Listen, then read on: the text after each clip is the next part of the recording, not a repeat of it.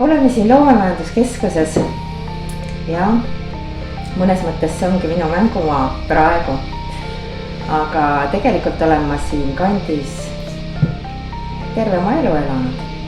Me tulime perega siia, kui ma olin 4-aastane, päris väike tüdruk ja hakkasin talvel 5 saama.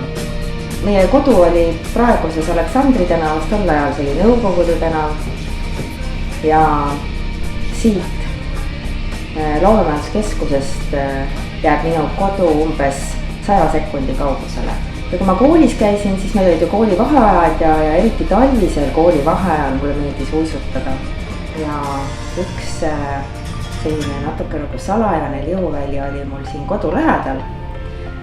Kalevi tänavas oli sanatoorne kool ja nende majade taga pargis oli liuväli, selline väike.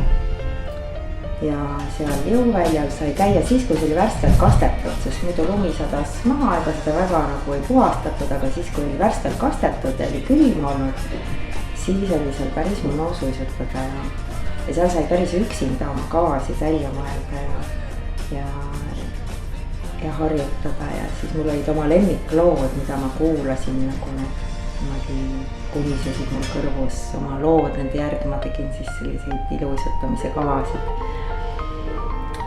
Akende peal oli sageli näha selliseid triibulistes pidžaamades lapsi kõõlumas ja see oli tegelikult selline veidi õõvastav ka minu jaoks, et sellised haiged lapsed ja nagu natuke keelatud ja siis ma mõtlesin, et kas ma üldse sinna võin minna, aga ma ikka nii õudselt tahtsin tegelikult uisutada ja siis, kui neid nähtaval ei olnud, siis ma ikkagi hiilisin sinna uisutama ja tegin oma kavasid ja see oli hästi tore. Ja nüüd on siin muidugi hästi ilus praegu, siin kohe järgmisel kevadel saab valmis purskkaev ja ma mõtlen nii, et kui näiteks talvel see purskkaev tööle panna hästi suure hooga, siis võiks sinna purskkaeva kõrvale üks ilus liuväli tekkida, kus saaks jälle uisutada.